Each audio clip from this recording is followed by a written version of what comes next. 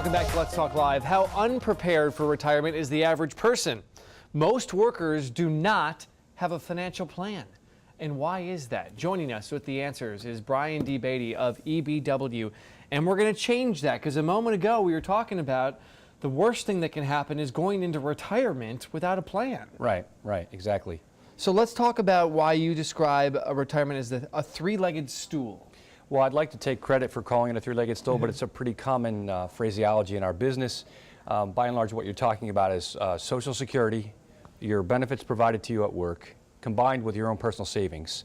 Usually that's going to build you a sturdy enough stool for you to retire on. What's the biggest misconception about income when it comes to retirement? Most folks go into retirement thinking that they can live on significantly less than they made when they were working. And for most folks, that's not true. They actually wind up, so studies have shown that the amount of money that people use from Social Security and part-time work is significantly larger than they perceived they would be living on. They thought they'd have much larger incomes and wouldn't have to work at all. And that's not, you don't want to be having a part-time job when you get into retirement.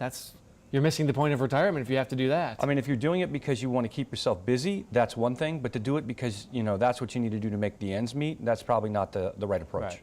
All right, let's talk about, for people that are maybe watching at home right now and are questioning this, how much do you need to have saved to be secure in retirement? What should the plan be? So it's different for each person, but what I'll tell you is that the studies that Transamerica have done recently said that the average individual thinks, or the median answer is that they'll need $500,000 to retire on. Seems like a very large number, but if you do simple back of the napkin math, that would only give you about $15,000 to $17,000 a year of sustainable income. So it depends what your lifestyle is like, but it's not inconceivable that it should be seven figures, maybe even multiple seven figures. Wow. Let's talk about education. How many people are actually educated about retirement? They think, I'm putting it in my 401k, that should be enough.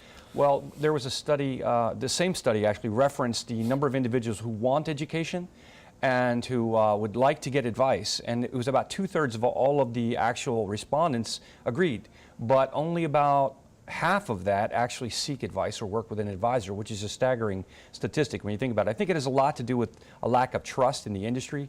Across the board right now, people are having a difficult time trusting lots of folks. Sure. Well, is it too just the whole thing of like, I don't need somebody to tell me what to do with my money?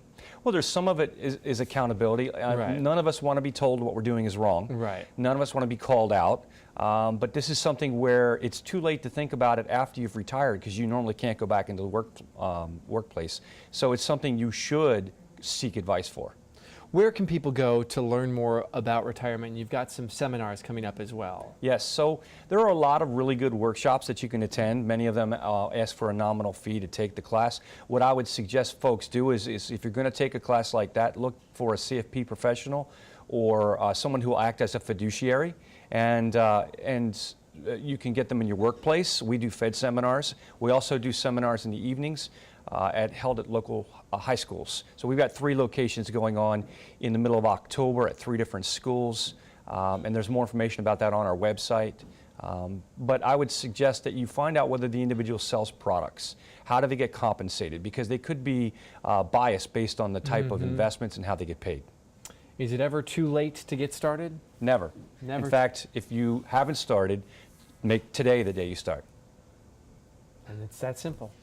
Well, it's not simple, but it's easy. But at least getting started is simple. That's true. Making the call. All right, ebwllc.com for more information right now. We thank you so much for coming in. Always great to see you, Bryan. Thank you. Appreciate your time. Thank you.